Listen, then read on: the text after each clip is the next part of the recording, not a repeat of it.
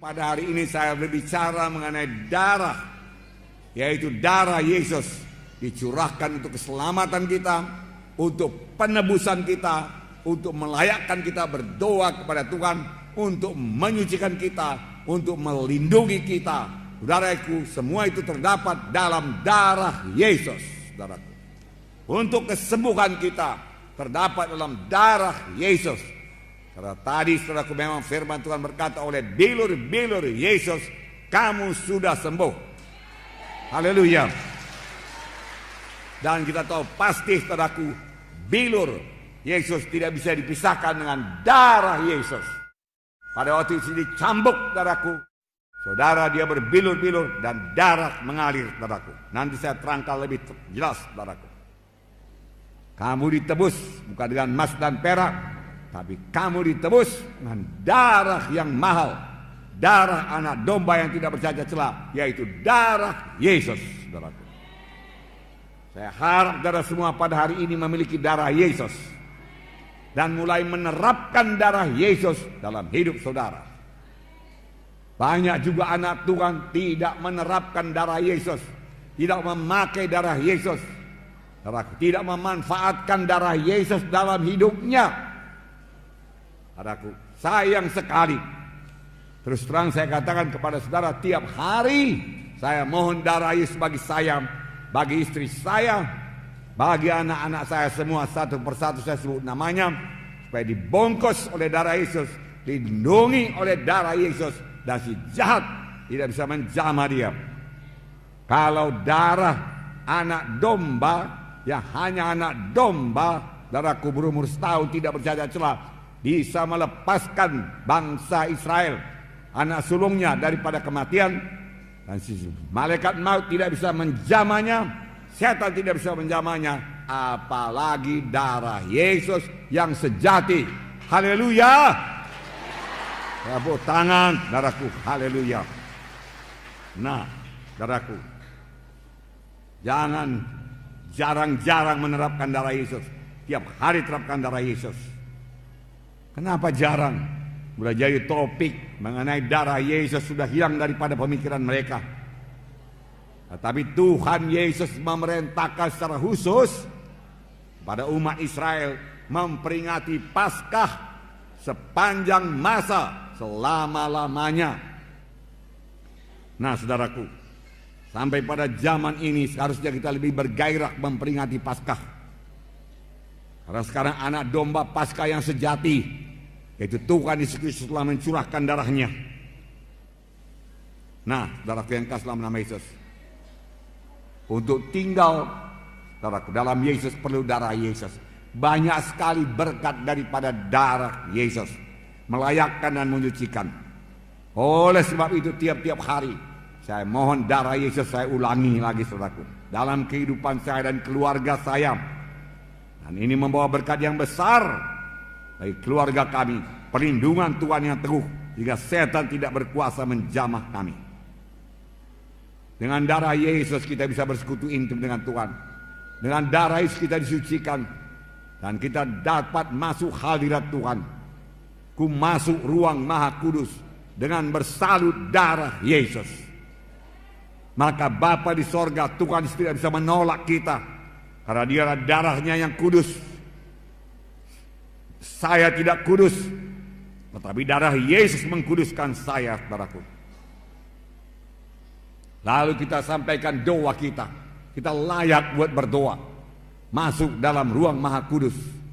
Pada waktu Yesus mati di kayu salib, saudaraku, tirai dalam bait Allah terbelah dua dari atas ke bawah, yang memisahkan bilik suci dan bilik Maha Suci. Bisa masuk bilik Maha Suci, bertemu dengan Allah Bapa dengan bersalut oleh darah Yesus. Jalan lain tidak ada. Haleluya saudaraku. Inilah kuasa darah saudaraku. Saudaraku yang kasih dalam nama Yesus. Dan firman Tuhan berkata, jikalau kamu tinggal dalam aku dan aku dalam kamu, mintalah pada apa saja yang kamu kehendaki, aku akan berikan kepadamu. Tinggal dalam Yesus dengan darah Yesus melayakkan kita. Dan firman Tuhan tinggal dalam saya, tinggal dalam saudara, terutama mengenai darah Yesus. kita mengerti, dan kita percaya, dan kita terapkan dalam hidup kita, saudaraku, mintalah apa saja yang kamu kehendaki, maka kamu akan memperolehnya.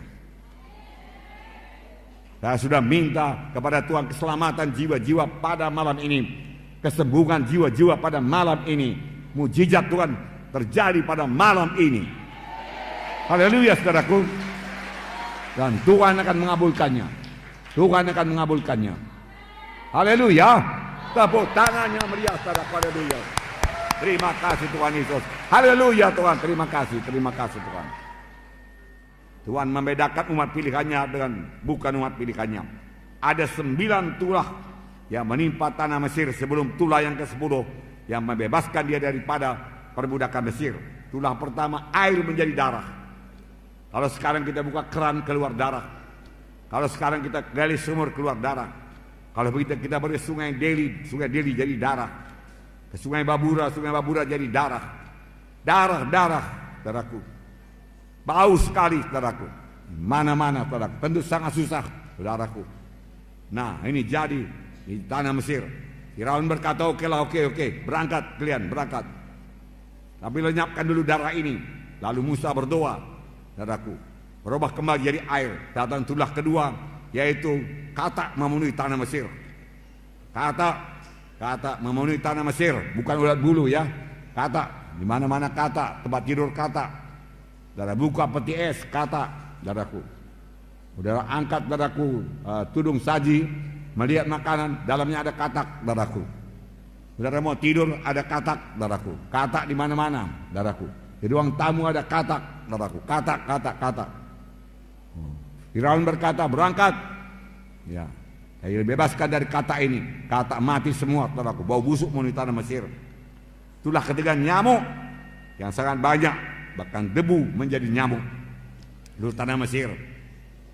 Firaun masih meraskan hatinya. Tulah keempat lalat pikat. Tulah kelima penyakit sampar pada ternak. Firaun meraskan hatinya, tidak bisa pergi. Tulah keenam bisul, saudaraku. Bisul. Dokter-dokter juga kena bisul, saudaraku. Semua kena bisul, saudaraku.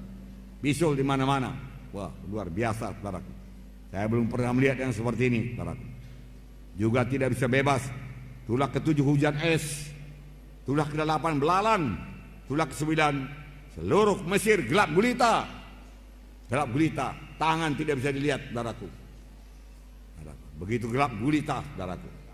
Tibalah tulah yang ke-10 yang membebaskan bangsa Israel, yaitu kematian anak sulung dari manusia dan binatang. Tuhan menyuruh malaikat maut menjalani seluruh tanah Mesir.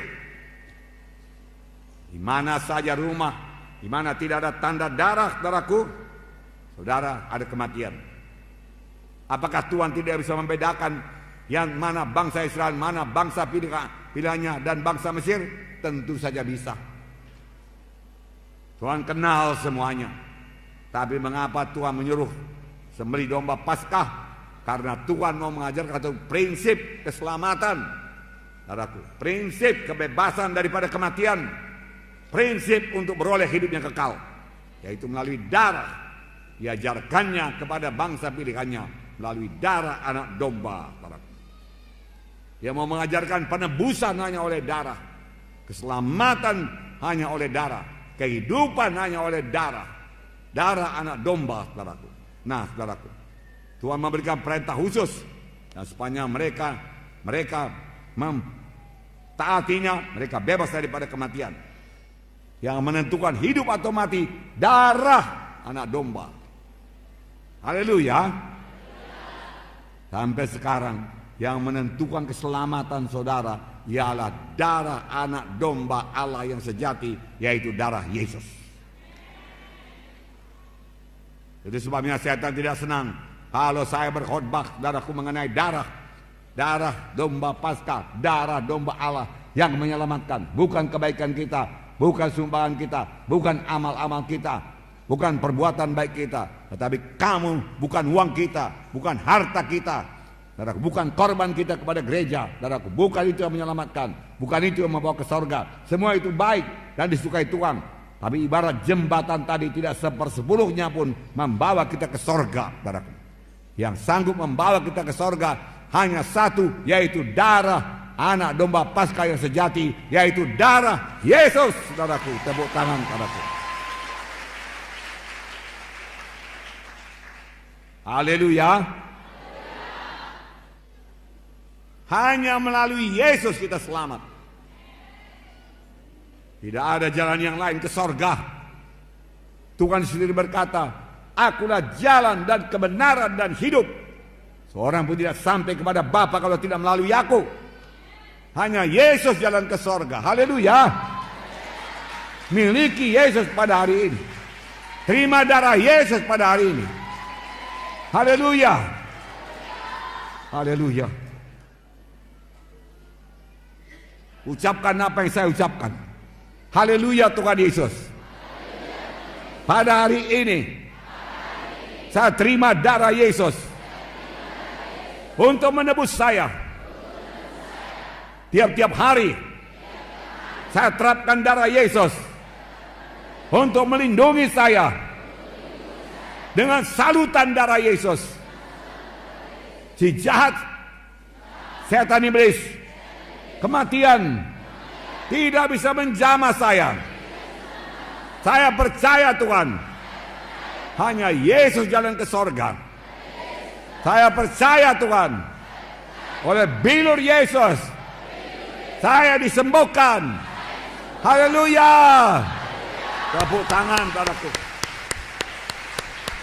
Haleluya. 1 Petrus 1:18-19 berkata, sebab kamu tahu bahwa kamu telah ditebus dari cara hidup yang sia-sia, yang kamu warisi dari nenek moyangmu, bukan dengan barang yang fana, bukan pula dengan perak atau emas, melainkan dengan darah yang mahal, yaitu darah Kristus yang sama seperti darah anak domba dan tidak bernoda, tidak bercacat. Kamu ditebus bukan dengan emas dan perak, dari perbuatanmu yang sia-sia, dari dosamu, dari penyembahan berhalamu, dari pemberontakanmu, dari ketidakpedulianmu kepada jalan Tuhan, dari segala tipu dayamu, dari segala dosamu. Bukan dengan emas dan perak, bukan dengan hartamu. Kau persembahkan seluruh hartamu, tidak bisa menebus engkau. Tapi engkau ditebus hanya dengan darah anak domba yang tidak bercacat celah, yaitu darah Yesus. Haleluya. Setelah saudara dengarkan firman Tuhan ini, adakah saudara percayakan darah Yesus? Darah Yesus berkuasa, amin. Membungkus saudara pada saat ini, amin. Haleluya.